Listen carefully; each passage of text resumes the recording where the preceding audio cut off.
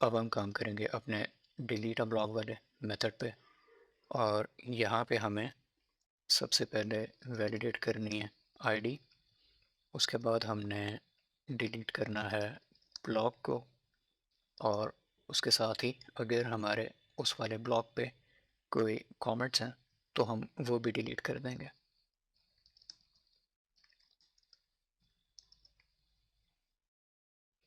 और यहाँ पे सबसे पहले हम स्कीमा बना लेते हैं।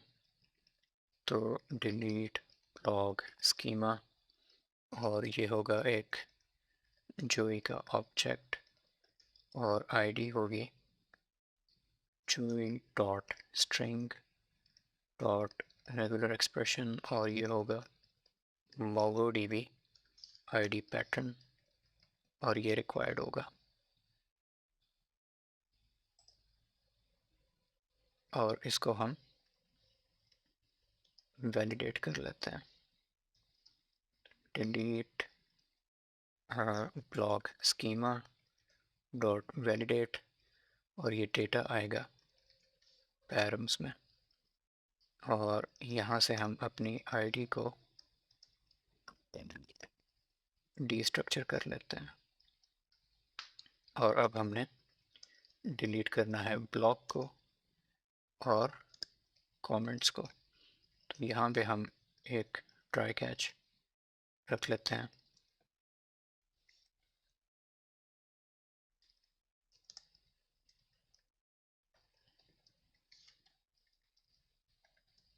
और ट्राई में हम करेंगे ब्लॉक डॉट डिलीट वन, और हमने वो वाला ब्लॉक डिलीट करना है जिसकी आईडी हमारी पैरम जिसकी और हमने वो वाला ब्लॉक डिलीट करना है जिसकी आईडी हमारी आईडी के साथ मैच कर जाए।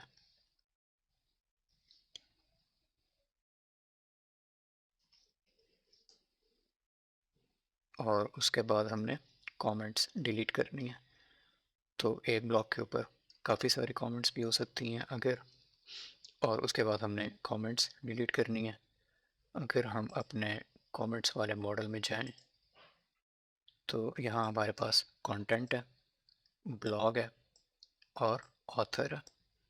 तो हम ब्लॉग की बेस पे एक रिकॉर्ड डिलीट कर सकते हैं। और यहाँ पे हम करेंगे अवेट। सबसे पहले हमें कमेंट इंपोर्ट करनी पड़ेगी।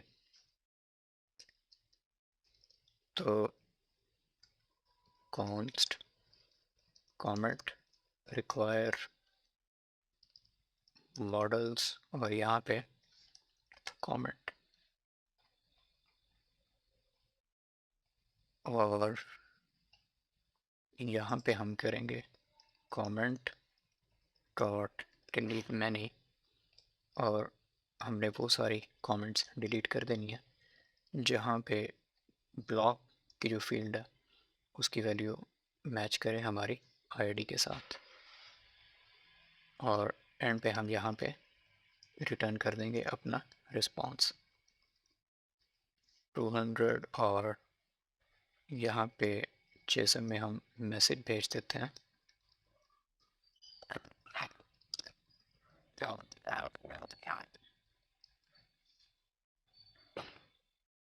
और अब हम इसको टेस्ट कर लेते हैं। तो यहाँ पे हम एक नई रिक्वेस्ट बनाएंगे, डिलीट ब्लॉक, इसका मेथड होगा डिलीट, और इसका जो एंड पॉइंट होगा वो होगा ब्लॉग, और यहाँ पे हम आईडी पास करेंगे।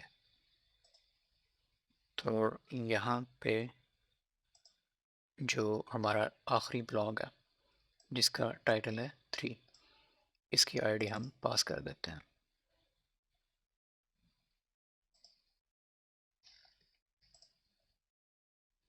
और यहाँ पे हमें मैसेज मिल चुका है ब्लॉग डिलीटेड। अब अगर हम गेट ऑल ब्लॉग्स को टेस्ट करें, और यहाँ हमारे पास रैंडम टाइटल 3 वाला ब्लॉग नहीं पड़ा हुआ,